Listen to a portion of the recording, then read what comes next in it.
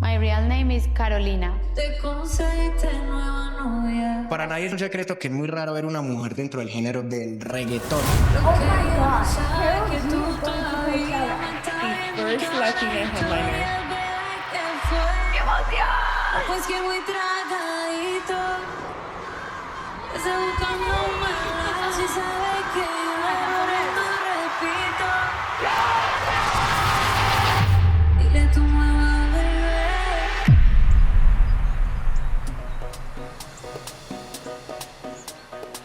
¿Qué hubiera sido si antes te hubiera conocido?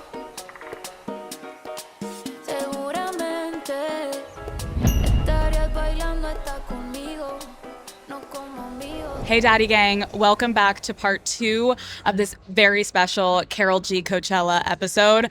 I just got to Coachella. I'm backstage. I'm about to go hang out with KAROL G.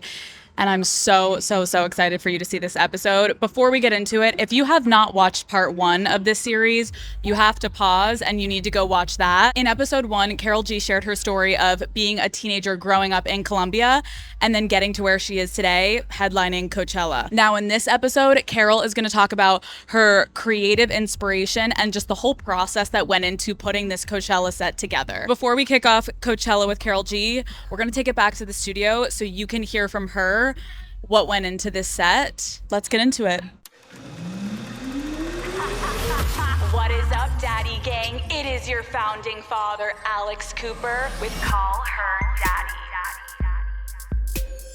I know that you performed at Coachella in 2022. Now, 4 years later, yes, you are headlining and it's very well deserved. But where were you when you found out? Like, who called you? What was your reaction? I'm a loud person. I'm a very loud person. I love to scream. I think I'm a very loud person. But actually, this one got me like super different. Like my sister called me. She's my sister. And at the same time, she's my manager. And she called me and I was like completely shocked. Because I think right now I feel so special that I have the opportunity to be in this generation that is changing the narrative for our Latina culture. It's super important for me. And when she called me and she told me like, okay, they want you to be the headliner that is going to close the festival because I have Sunday.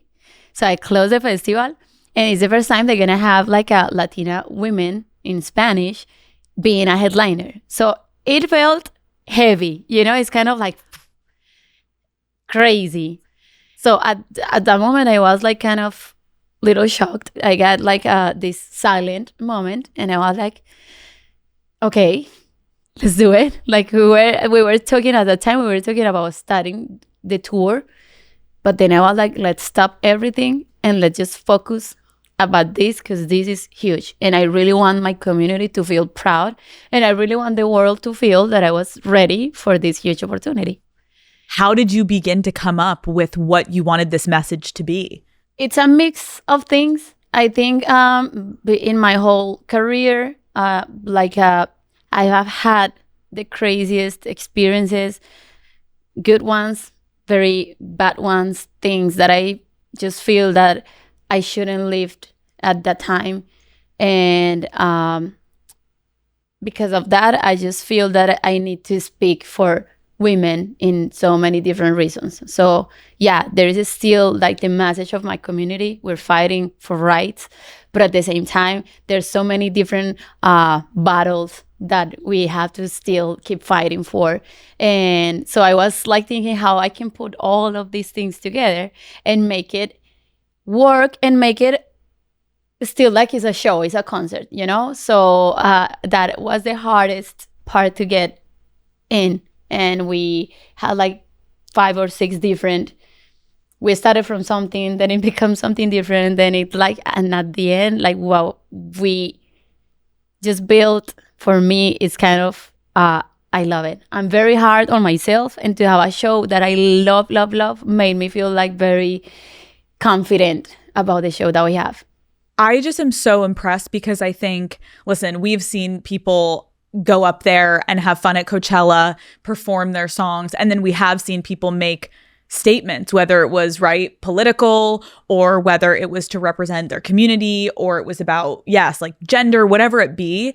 And the fact that you have two huge things on your shoulders, right? You're trying to speak up for women, and you're also trying to speak up for your community. That is a lot. Like, I think about it, this year we had the Bad Bunny Super Bowl. Emphasis on the Bad Bunny Super Bowl. Yes, it was his Super Bowl. Yeah, it was amazing. We've got you headlining. Like, what impact do you hope to see from this massive moment that Latin music is having in American culture right now? I just feel like to have the opportunity to change people's minds, it's the most important. It's still like things, they're still like running by different people that I don't know how much we can change that. But at least what I love the most is to see how people, for example, from here, they're fighting for us. And that's what means everything, because it's about that. It's about love. It's kind of, we're here in this world that is pushing us to be separated in all the ways possible. And when they got this empathy, and when humans understand why we are here, that we are all a community. I know it's Latinos, it's Europeans, but at the end, we're us in here in this world. It's kind of it's humanity. So I just feel that when you see that people is open their eyes and understanding that we have to do something together, that's gonna make the voice louder, and that's what we need to get together and speak for everyone at the same time. And in a really powerful way, I feel like something that has always prevailed and risen up is music unites people. Music is this thing that no matter what is going on in the world, it is something that can bring us all together. So kudos to you for doing that. Okay, talking a little bit more about Coachella, because now I'm like, obviously, weekend 1 happened. We're going into weekend 2. Can you tell us a little bit about, like, once you decided on this vision, you're like, I need to represent my community. I want to speak up for women. How did you even think about, like, the set design and the set list and the costumes? Okay, that's a good one, because as I said before, like, we had like 7 different options. Okay. And not options because we started from these, and then I feel like I like this, but I don't feel yet what I visualized for this moment. And then we moved to here, and we just until the moment we got to what we presented. Okay, so I wanted, of course, to represent where I come from. I'm from Colombia. I'm a Colombiana, and I'm Latina, and I'm human in this world. And so I can how I can represent like my culture, not being. I wanted to go deep. So what existed before the aesthetic of Latinos, like this colorful world? We're really extra. We are full of beautiful, different even cultures in our culture, because there's Mexican, Colombians, Peruvian, like everything. And we're from different places, and we have our different things. So how I can represent everything, but in a way that people can understand, because I want the world to understand who we are. And at the same time, like speaking about women, I read a book 7 years ago. Las mujeres corren con los lobos is the name. In English is women that run with wolves. I think is the meaning. And the book is so beautiful because the book tells you and explains you how women were respected in like years ago. We're talking about like primitive. Yep. The OG days, yeah. Exactly. Before we had the OG days. All the socialization and society built, like all the way back to the very, very beginning. Exactly. Women were that time. Got it. Exactly. So women at that time, we were wild, everyone was wild at that time. And it was all about intuition, spirituality, like the realness that it is in our energy, in our bodies. And I find always like the energy of women, like the most inspiring thing for me.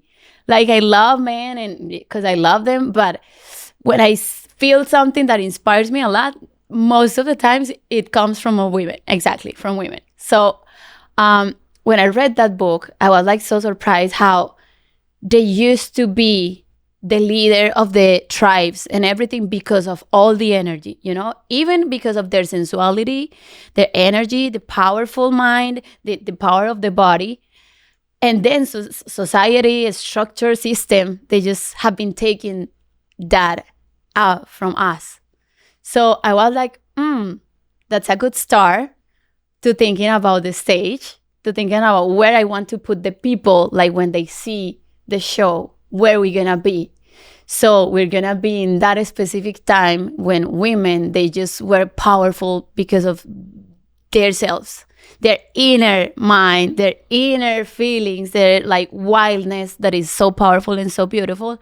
And I want to put the people in that specific time, and I want everyone in that space, even women more, feeling that powerful energy. You know, you can be big, feeling intelligent, smart, brilliant, but you can feel like intelligent, smart, and brilliant, feeling sexy, hot, mamacita, why not? And I want to put that wildness in all the show. So we have like 1, 2, 3, like 4 different stages. As the people saw, we have 4 different stages that this kind of this world where we live in, that for me would be the perfect world for women to be free. Women are going to be going feral. Like I can't explain even just you sitting in this chair how like it has me getting hyped, because I'm like, this is what we need right now. So then when you go out on stage, do you ever get nervous that you're going to get choked up and emotional, or do you just go right into performer mode and you just have to like black out the emotions? Because this is pretty emotional, Karol. Literally, I'm the most emotional person that you're gonna have sitting in this chair.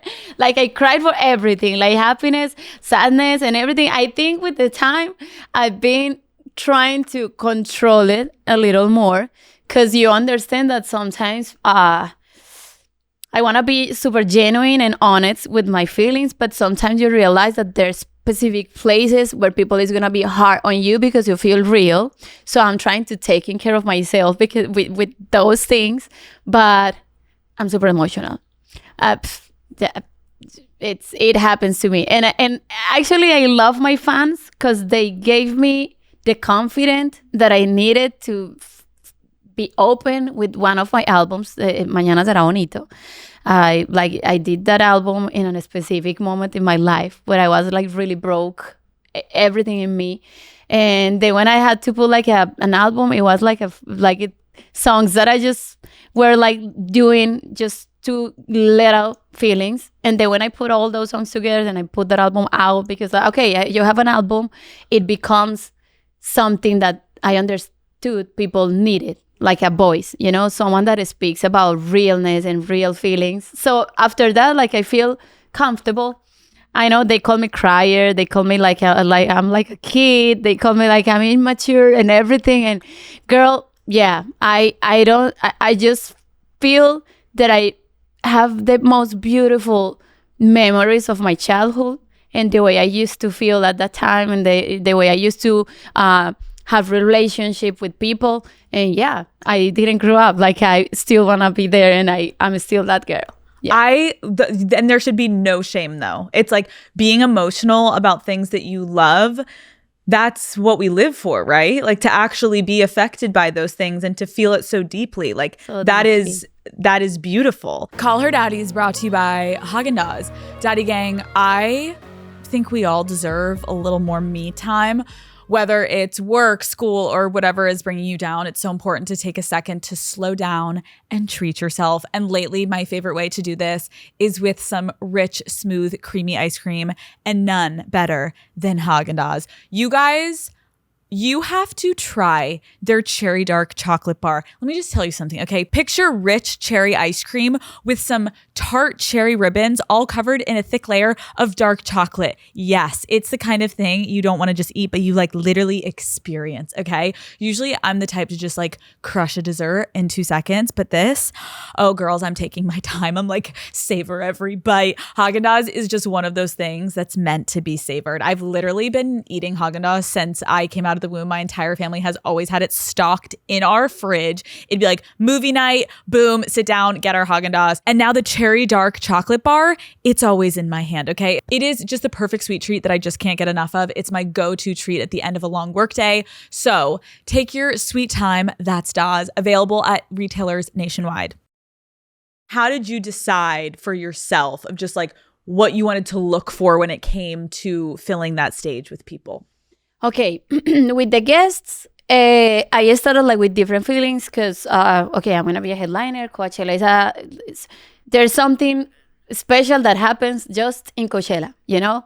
But at the same time, I wanted just to have the people that if I'm going to put a song on the show and I have a guest like on the song, like I just want to bring them on stage because they're part of the success. So I don't sit like in my chair thinking, okay, what would be the greatest guest for the show to, I don't know, to touch someone. No. For me, it was about who are the ones that I feel their song to perform their song on this show is gonna make a moment very special for my fans, and I'm gonna bring them on stage. So it was about that, and and actually for one of the moments, specifically talking about the Latina culture, I want to bring someone that has made like a statement for life, you know, a legacy, a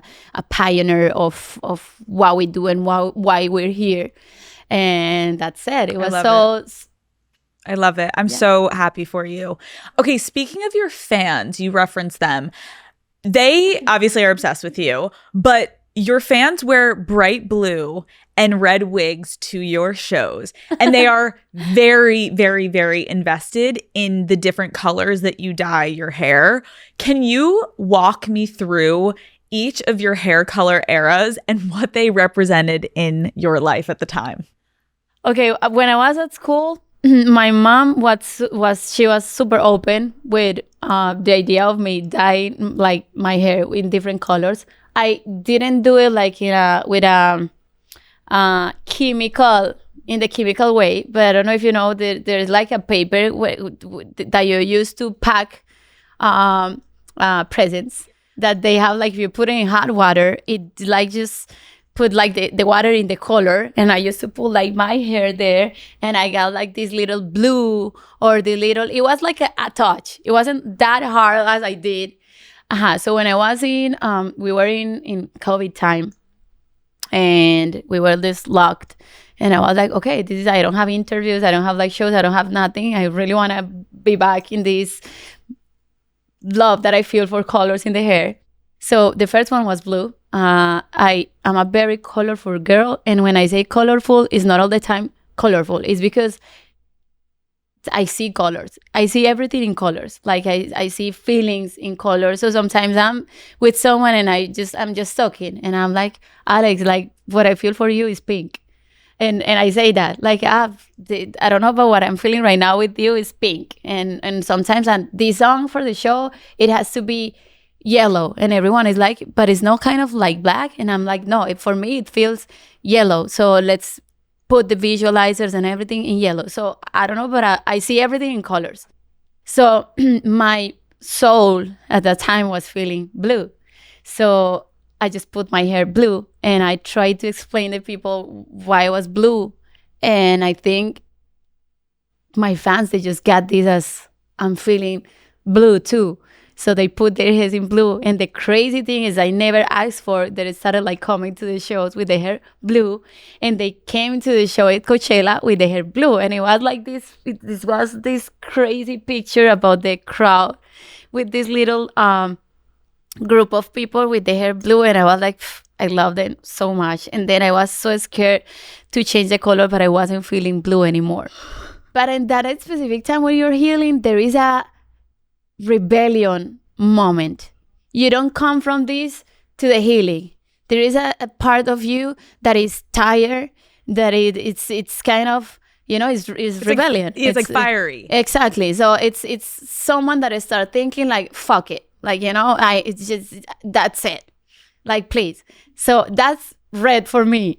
So I put my hair red, and I remember that I was in Santorini, and I put my hair red, and I was like, how do I show this to the world? Like, I don't know if I'm gonna lose my fandom because they just notice me with this blue hair.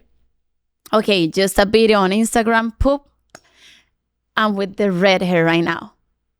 And people got crazy with it. So the next time, like the next day, like videos on TikTok and everywhere, like people going to the salon to change the hair from blue to red. And I was like, oh my God. Okay, that's crazy. My fans are crazy. It's so intense. We have a really, really, really toxic relationship.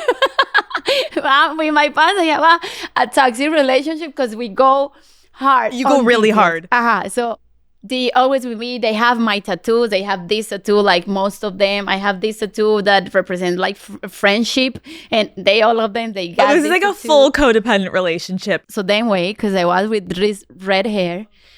And then when you heal, actually you feel less heavy. You feel everything feels effortless, and everything is just about like chill. You're kind of understanding at the time. Now I know how I was feeling that way. Now I understand why I was like with this red idea of this toughness that I needed to be here right now. So it was pink. So for me, that era was pink. And I knew at the time, like, if I put my red in pink, my fans were about to do it, like, too. So I put my hair pink, and then next day, videos. My fans like, please, Karol, stop, bitch, because you're gonna make my hair and even my wallet. Literally, they're like, babe, my hair is falling out of my head. I was with you from the blue. Then I was okay for the red. Now we're going to pink. I'm gonna have no hair left. And actually, when I was about to come back to my natural color with highlights, but to my natural color, I was crazy. I was crazy about the idea to have it like orange. No. Yeah, but then I was like more conscious about like my fans, like let's have a moment. Let's have a moment to just heal. Let our heal the hair too. Exactly. Now I healed. Karol, if you went orange, I think your fans would have been like, I've got like 3 strands of hair left, girl. Okay, I'm gonna put these 3 little hairs that I have left in orange because yeah, but maybe just one day I can be back. Okay, so now we're gonna wait to see if you dye your hair again, because now I'm stressed. I would love to. Okay. I will love to. Like always, like fashionable people is always like, girl, with your natural color hair, everything looks more elevated and this and that. Like I don't really care like a lot about it. So maybe I just wake up one day and you're having fun. And it's done. I love it. Yeah. Okay. Being a Sunday headliner, Miss Karol G, are you going to be able to catch anyone else's sets, or are you like way too busy rehearsing for all of your stuff? I would love to go. Like, actually, I'm still a fan girl, and I would love to go to some shows. So maybe for the second weekend, I'm going to be around. So first weekend, you'll lock in. Yeah. Second weekend, you may go see who? Yeah, like, I don't know. But for sure, I really want to see Justin show. It's long time. He haven't been on stage, and I had the opportunity to meet him at Super Bowl. We were in the same, like, Sweden. We talked a lot about, like, what does this mean for us.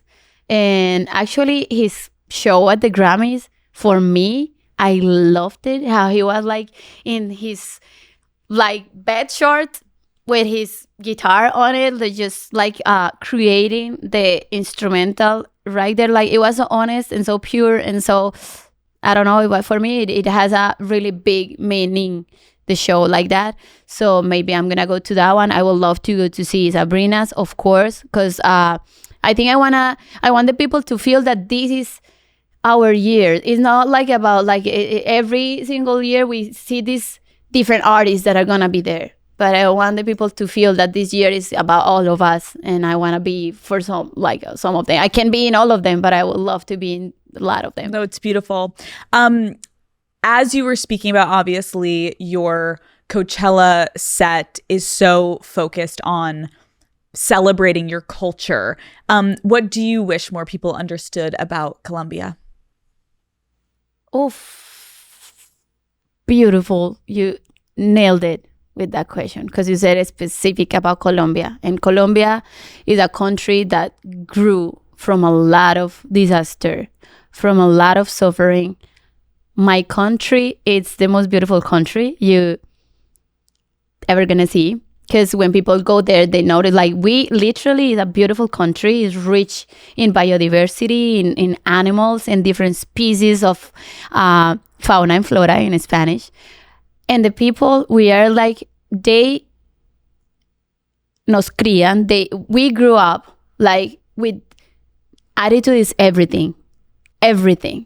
Even the person in the worst situation, there's always waking up at 4 a.m. in the morning saying, Diosito, God, this is going to be the day, even in the worst situation. So when you meet people in Colombia, you're going to feel a big hug from everyone. And speaking about that and about like the strength and the spirit that as a Colombian we have, my country has a beautiful future and an opportunity to be an amazing grown country. We just need the right people to lead the country, you know? So I just very proud of my country, of the culture that represent my country, the music, the artists that have been representing our flag from all over the places. That's a good thing. And you're going to go and you're going to see how beautifully our country has grown from all of the pain and all of the hard times. It's just amazing.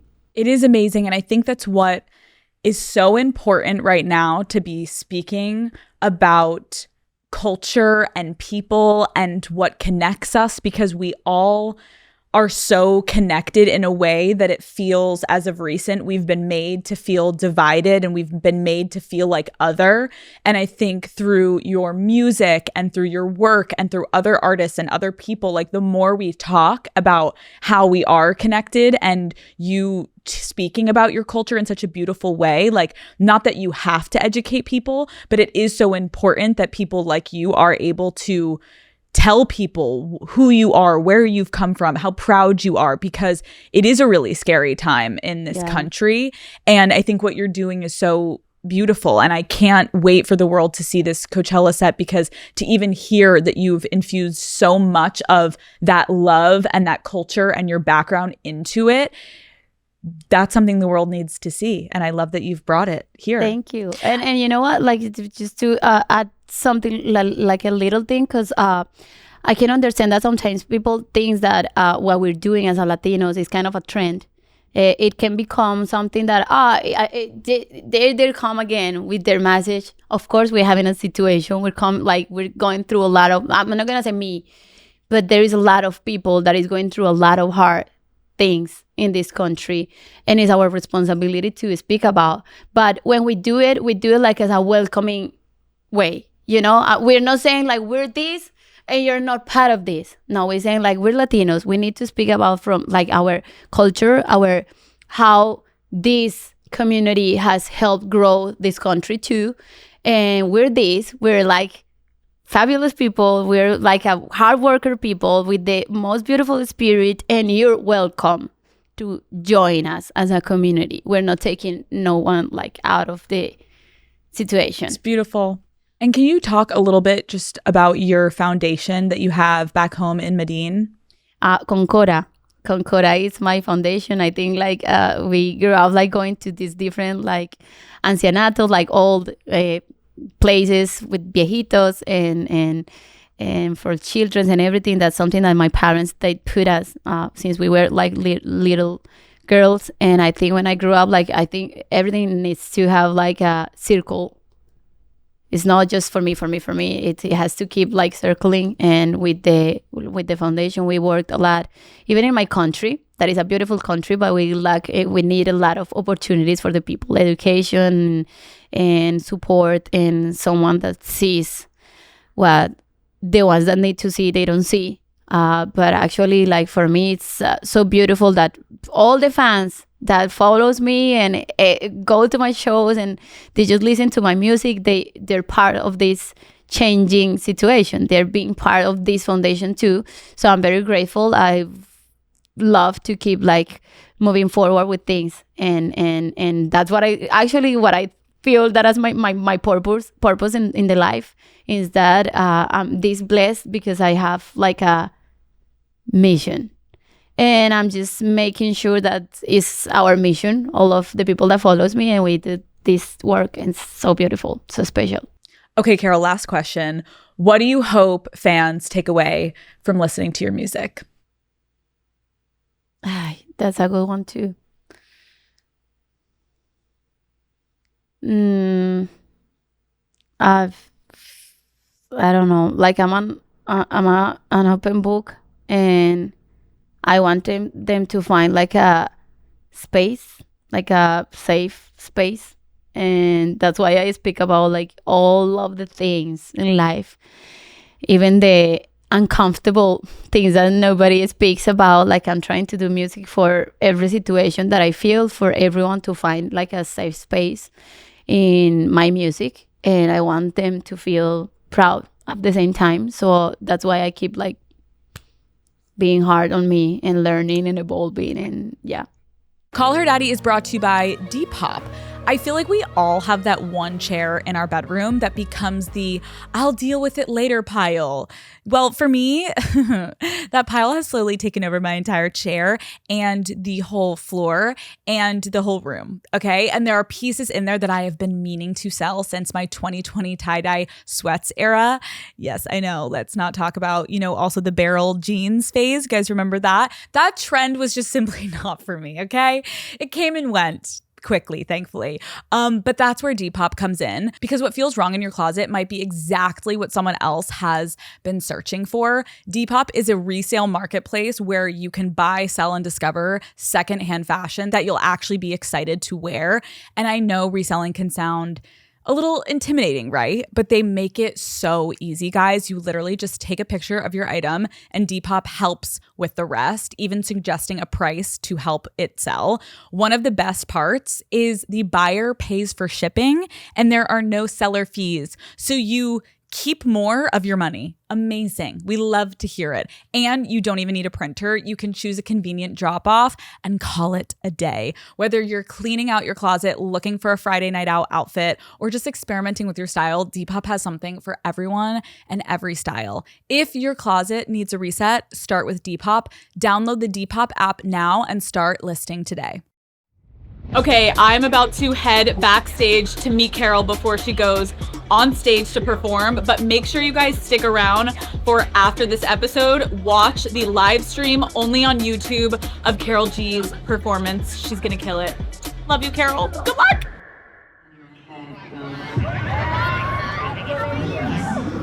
You look so freaking gorgeous. I'm excited. Should we sit? Yeah, I'm doing sewing. You're sewing? Yeah. You're sewing? I'm like sewing a dress for my niece. What do you mean you're sewing? Is this what you do when are you like calming yourself? No. This is my first time doing this for her. Like I like to do things, but like I'm trying to instalize a little bit her things, because she came with a Mickey Mouse something, and I was like, Mom, my mom brought her with a Mickey Mouse something, and I was like, this look is zero Coachella. And it's less 30 Tropical Keta. How are you feeling? Crazy. Like, I don't know. My feelings are like, I'm kind of happy, proud. I feel a lot of nostalgia, of course, but it's not healthy. Like, it's like a little good nerves. It's good nerves, but it feels unhealthy. It feels like a lot of pressure. Like the day when we rehearsed, like, of course, we went to Las Vegas, and we just built the full stage there, and it was amazing. But here, we were like, we built the stage in the level of the floor, right? But here is in the level of the stage, so it got like massive, and the scale of the stage is that huge, and it has 3 levels. So I'm on top, and I see everyone down there. And okay, I got nervous. You're like, and okay, this feels real. Yeah, this feels real. After that, it is like I got these special nerves that they feel a little hard. What did you do today? I woke up really early. I trained. Then I did like 2.5 hours of my singing class because I really want my vocals be on point for today.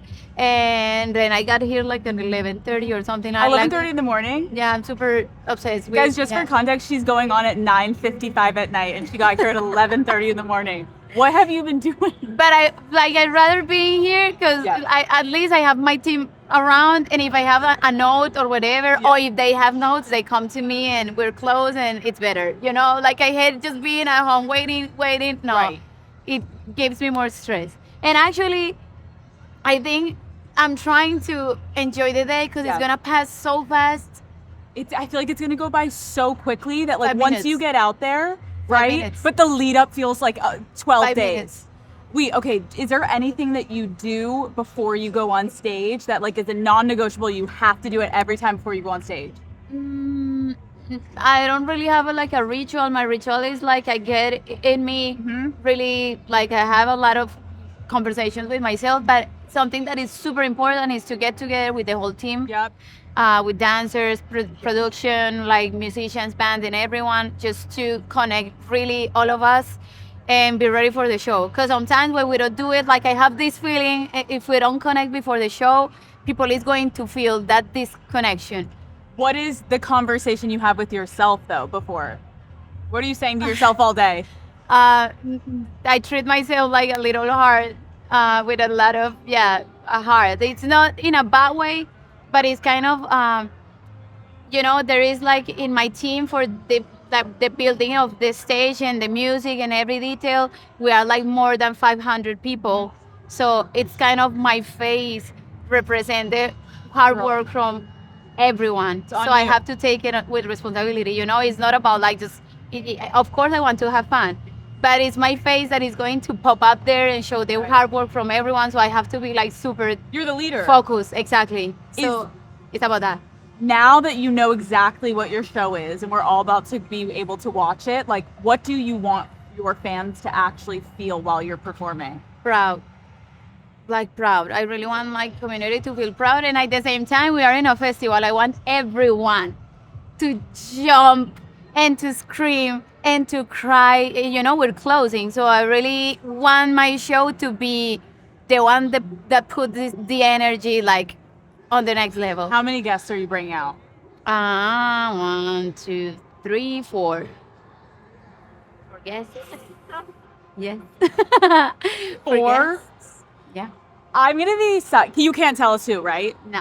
Okay, Surprises. okay, I'll be on the side stage like freaking out. I'm super happy that actually you came, because it was a possibility that you wouldn't make it. It was a huge possibility I was gonna make it, and you literally were like, you were leaving the Color Daddy studio like, you better come, and I'm like, I don't even know if I'm gonna be in the United States, and we made it happen, and I'm so happy. I'm gonna be sobbing side stage. Thank you. Like, there's my girl. Did you come with someone, friends? Yes, my husband's here, my friends are here. We're very excited. Okay. We're all very excited. Please have fun. Okay, last question, then I'm gonna let you go. No. You tell me. Before you went on that stage tonight, if you could tell your 10-year-old self anything, what would you tell her? Oof, it's gonna work. It's gonna work. Like I actually in the show is it's very deep dedicated to women, and I just feel that we have to make ourselves really strong in our spirits, because we have to go through a lot of things, but at the end it worth it, you know, to feel that you get through things and then you achieve goals and you do another one and you do another one. It's kind of yourself like unlocking these superpowers that every woman has in the world. So I will say to her, like, keep going. It was worth it. Okay, so your moments from like going on in a couple hours, what are you gonna do until then? Are you gonna I have some meetings after you. You have meetings? Yeah, like meetings Carol's with different like, I got teams. meetings. And then but after like more or less 7:30. You're locking it down. Yeah, I'm locked in. So that's why I asked to do everything before for me to be locked in. Give me a hug. Ready? You're I'm ready? so happy for you. Oh, I'm shaking. You see? I'm so happy for you. You're gonna do Thank so you. amazing. Call Her Daddy is brought to you by Shopify. Okay, whether you're just testing a side hustle or you're finally ready to launch a full-blown brand, Shopify takes all of the guesswork out of building a business, no matter if you're selling online, in person, local, or global. Plus, it's actually fun to build. I love how Shopify allows me to basically customize every step of the process, from your storefront to your community to how you connect with your customers. And their AI tools are a total game changer. You literally get your own AI co-founder that helps with everything from breaking down data to coming up with marketing ideas. It's basically like you have a co-founder who never sleeps. Daddy Gang, if you're looking to start or scale a business, I'm telling you, Shopify has got you. I have seen this firsthand with UNWELL. Whenever I post an episode wearing unreleased sweats, I see you guys in the comments, and I know I got to move quickly to get you guys what you want. And Shopify helps me to quickly get our new designs up and selling in no time. And they make it so easy to add new merch right to the top of your storefront, so you don't have to go digging for it. You're welcome. Build your store, own your audience, and create something that lasts. Start now at shopify.com/daddy. Karol G, here we come. Big fan. I'm a big fan. Are you fucking kidding me? Monumental. Monumental. Karol G just hooked us up with Hold Tequila. Okay, here she comes.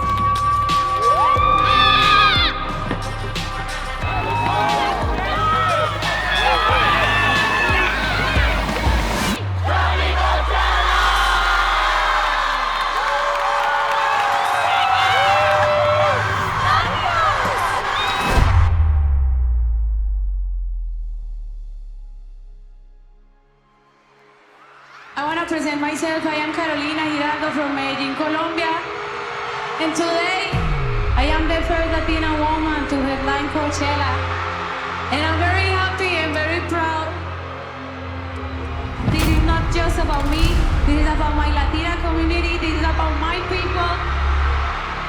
And at the same time, this is for my Latinos that have been struggling in this country